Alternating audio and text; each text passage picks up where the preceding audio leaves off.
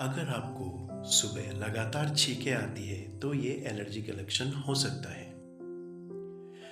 ठंड के मौसम में हमारी नाक की लाइनिंग ड्राई रहती है और जैसे ही सुबह ठंडी हवा लगती है तो एलर्जी ट्रिगर हो जाती है और शुरू हो जाता है लगातार छींक का आना।